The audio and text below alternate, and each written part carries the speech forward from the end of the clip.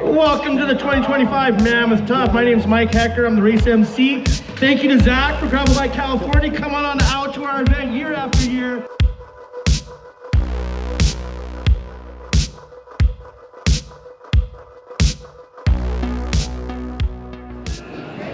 Zach from Gravel Bike California, back here in Mammoth Lakes as I'm getting ready for Mammoth Tuffest.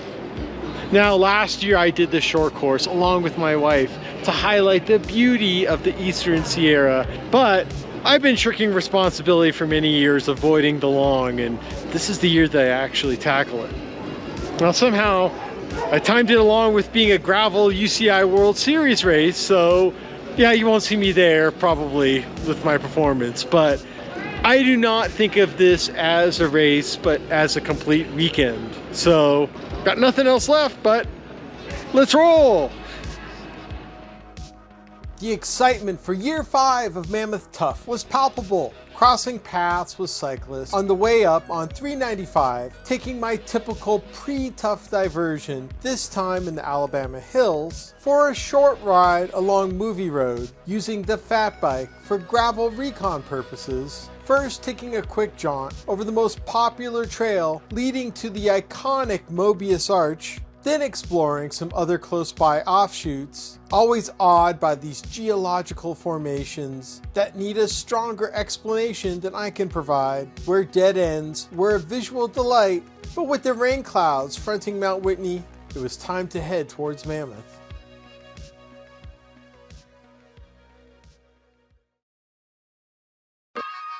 Since I'm always an early waker, I start Friday with a short 13-mile loop up with a single track playground, as Mammoth feels warmer than the numbers in the morning, which is the opposite at night, heading up to the highest point of my trip, going past the ski resort, which we could have taken a shuttle, breaking over the 9,000 foot mark and turning away from the Devil's Post Pile entrance, reaching the high point, both figuratively and literally on our journey. That's definitely a photo-worthy moment, but you can never fully capture it without actually being there. Of course, there were still more GBC rewards to cash in, coming in the form of descending the Mountain View and downtown trails that are always a requirement for all my visits, and every time back, I'd like to think that I'm doing it better.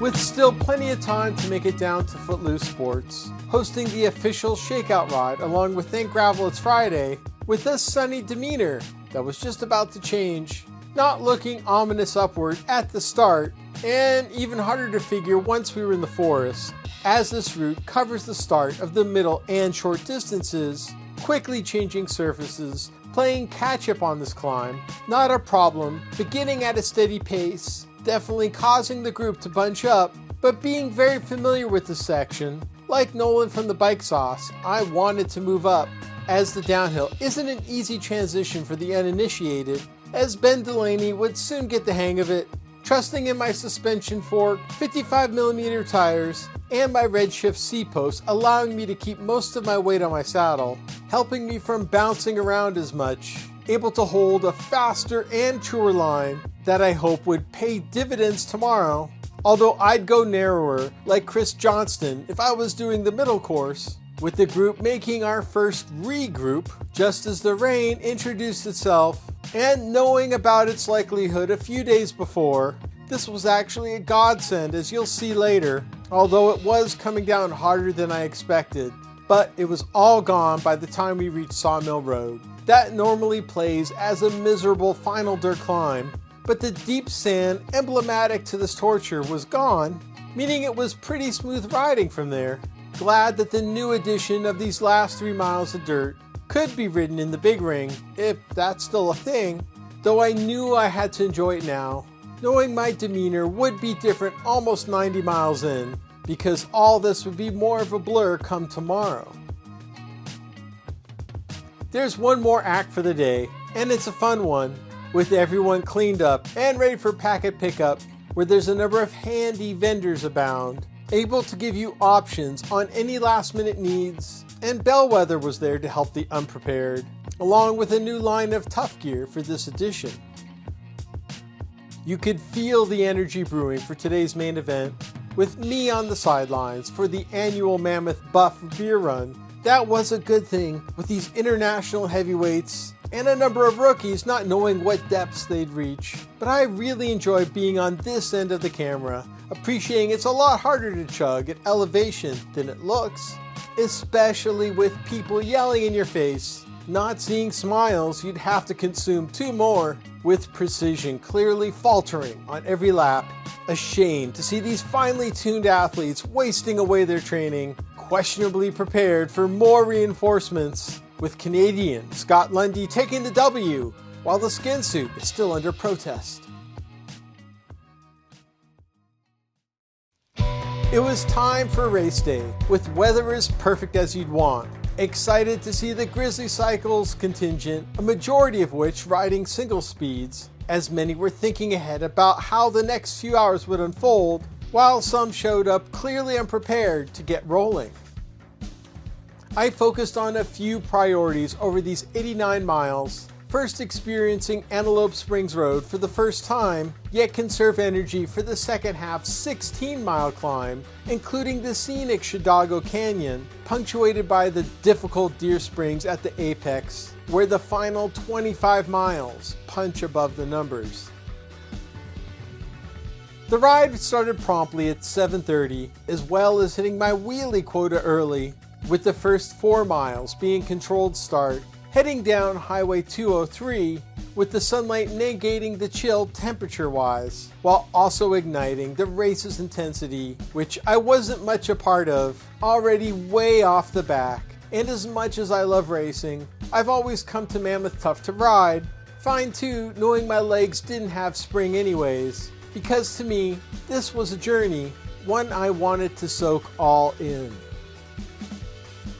Going underneath Highway 395, we soon turned on to Antelope Springs Road, seeing your own early needing a battery replacement, beginning our 10-mile multi-directional expedition on this road, engaging with some black sand, thankfully not problematic, and not even present on the rest of the road, as we were starting a climb with the main part a little over a mile that had a light slope, a little above what you'd find on railroad grades. Nice to start off spinning instead of grinding, with Jen from the Grizzly Cycles clan enjoying it, with this road also a part of the tougher middle distance, and quite a dichotomy against the roads I'd face later, with the descending not an extreme grade either, just taking a little getting used to, seeing a number out here with early issues, as sometimes you could sense something special is right ahead, with my intuition correct, looking back toward the Sierra, wishing I had my helmet cam on, but this gives you a pretty good idea.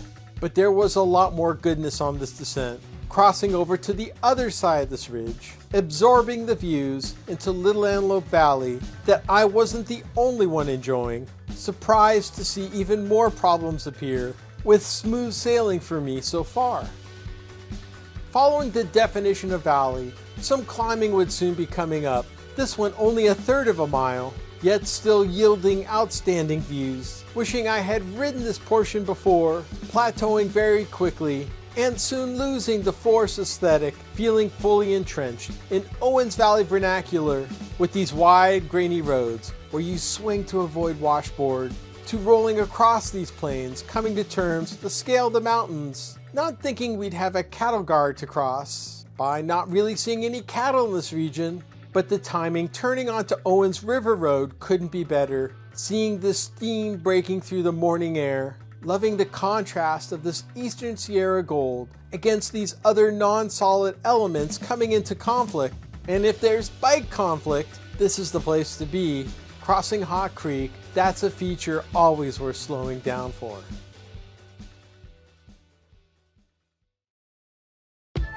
Feeling great, though not even 15 miles in, turning onto Sage Hen Road, the start of 7 miles we'd repeat on the way back, where non-cyclists look like a mirage, and noticing the cows by either using one of two senses, turning off for a rare occurrence with the appearance of a center-lined road with the next 7 miles flattish. You want to grab a wheel to cut down the miles, rolling over the Owens River around the bend, where you can get up close at Brown's Campground. As I could tell, my legs were not at full strength. Glad to keep adding to this train, as me and Yaron were swapping turns, but I knew I was crossing a threshold on my second, positive that I had to save energy for the second half. So top signs, keeping my own pace, now encircled by another level of silence. Thanks to the selections getting spread out, passing the road I'd be coming off of hours later, feeling a little space age, coming up on Crowley Lake, with direct connections on the other side of this water body, where your relationship with speed changes rolling away, beginning at 3.7 mile climb, averaging 3.4% or 1.7 for these two, though it doesn't feel as light as the numbers, thanks to the landscape's proportions larger what's absorbed by the human eye, meaning reaching the peak was a gradual reward, but taking up more of an effort than expected. Glad to have 4 miles of downhill ahead. Familiar with this portion of Benton Crossing Road, on the middle course of the inaugural Mammoth Tuff. That's an amazing road to have all to yourself, hitting speeds while still able to enjoy the views. Strange that the sun is still in front of me through all these turns, with the biggest shift in shadows as we rotated north, taking me into my first pit stop at mile 31. Well stocked, but surprised I only went through roughly 1 bottle to get here. Because I wouldn't be seeing many people out here, it wasn't a big issue. My rear camera wouldn't get cleaned until later, starting a 27-mile lollipop with Chidago Canyon as the spine. An enjoyable descent if you can get your mind off of climbing it later, seeing strong signs that fall colors were approaching, and surprised there weren't a number of OHVs out here, not to mention the straight lines on such a hilly landscape. While the majority of heading east was downhill, there were 2.5 short climbs built in, not putting you into the red zone, though at the point where I removed my cap and down to just my jersey, reaching the top on this well-groomed road, getting my first real close-up of the White Mountains, while not forgetting to rubberneck at the same time, giving the middle climb a half credit, not even a half mile. Questioning the presence of power lines out here, locating our last climb of the first half, starting this eastern loop on Morris Mine Road. That looked ominous, seeing those in front slowly progress, though glad it ended up staying in the mid-single digits, but slowed down, hoping to catch a rider on camera here descending right before it. So not knowing the numbers, I expected this descent to get worse, able to hold the conversation with some oxygen still in my lungs. With 7 miles of unadulterated downhill, unhappy was my initial thoughts with my helmet cam battery deciding to record footage inside my bag. Not a good thing to be working on this problem during a descent, paying dividends like overshoots only like these. With that hairpin being the only problem. Just gorgeous to have this panorama in front of me, thinking, hello? Why am I the only one out here? Merging onto Black Mine Road that came up on some maps as being unpaved, having no one around to confirm that, able to spot a modern home, conscious it had no neighbors, as making our way around gradually clockwise, being able to determine the peak of White Mountain only 100 meters below Mount Whitney, hitting the highest speeds of the day, crossing the ride's halfway point in about 2.5 hours. Not a mirage, but some light farming along Highway 6, and a new geologic formation to my right, hitting our nadir around 4,800 feet as the turn up Van Loom cutoff starts 17.5 miles up in the y-axis. The first 3 miles are relatively tame, but counts as effort nonetheless, without the benefits of progress, having to squint to find riders ahead, seeing the aid station at mile 2 of the grind, definitely needing a couple bottles until the next 11 miles away, with a big V-turn soon after marking our return to Chidago Canyon, thinking this would just be more of the same, without much to change my mind, so turning my attention to other things, awed by the scale of dirt draping off the mountain over thousands of feet, though I forgot there was something special ahead waiting. At mile 50, the road started to sink into the hills, but instead evolved into a fantastic rockscape upon entering, and on closer inspection, one I should have expected seeing in a number of Tuff promos. Obviously my mind not currently able to make these connections, but the main takeaway is that it's absolutely gorgeous, where you wouldn't even think of more geological diversity between these two giant mountain ranges, and fortunate to be going up through it in the morning as not to catch it in shadow going the other direction, although it was quite hot here. An elegant experience that was starting to disappear. You get over here and they think, how much of this is covered underneath this dirt?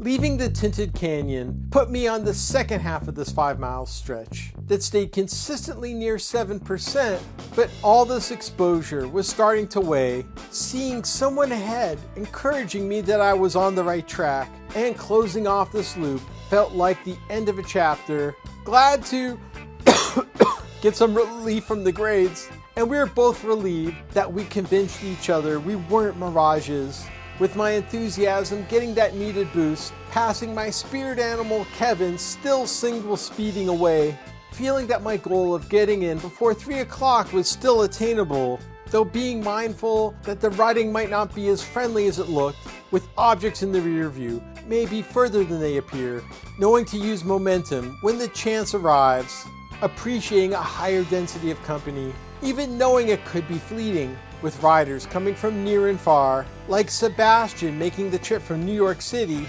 having just a brief conversation, as I was too eager for some downhill, our last before hitting the peak of our climb. That's fast enough for clip out fun. And yes, a descent isn't technically part of an ascent, but there would only be about a minute of this, and as you'll see, an overzealous one, taking in so much speed, producing a counterproductive overshoot, but evidence showed I wasn't the only one.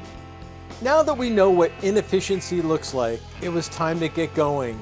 Most importantly, not bruised and still smiling, about 1.5 miles to the aid station, remembering the grade wasn't severe on the descent, feeling encouraged that the rest of this climb might not be that bad, even though it would still be 30 miles until the finish. But I noticed a couple DNFs on the way out, turning off with just 3.5 miles to the peak, thinking the sign was cute. Not having any major concerns from riding this climb in year 1, with some small pockets of sound, not sounding any alarms yet, but as I progressed, conditions continued to worsen, realizing the surfaces had changed since that time. Definitely mudslides filling that gap, sapping energy needed when that pitch got extreme, smartly caving to get off the bike, knowing that it wouldn't let up for a while, but my improved gearing and tire width since last time out would help offset these issues a bit. Still harder to keep a straight line, not that much of an issue if you were walking. The last half mile eased up somewhat. You can't but acknowledge that feeling of the cumulative effects. Definitely tougher than Mont Ventoux.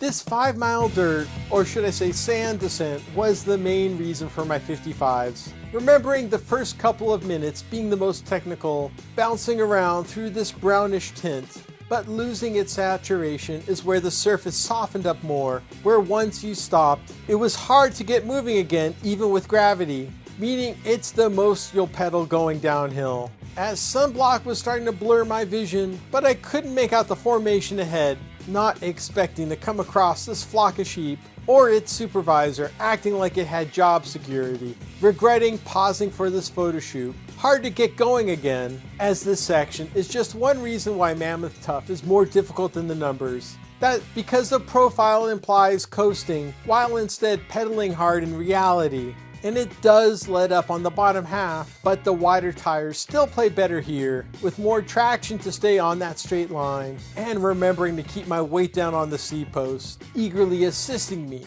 to get back to pavement sooner. The next 7 miles back on Benton Crossing Road was largely uneventful, as the headwind doesn't qualify, being expected, though luckily not as heavy as it could have been. A good thing with drafting not being an option, but I was making good progress, upping my expected arrival time to 2:30, holding the mantra, the faster I ride, the sooner I could eat. Heading back onto Owens River Road, where the bovines took more interest this go around, and as flat as it looked, it wasn't fast for me, as my backup shoes felt very painful for the second half, but lucky to have brought these extras in case of rain the day before, snapping my boa lace, taking off the shoes on Friday, so lucky to have the well-marked course with my distractions, with Hot Creek sighting starting to return, worth a pullover.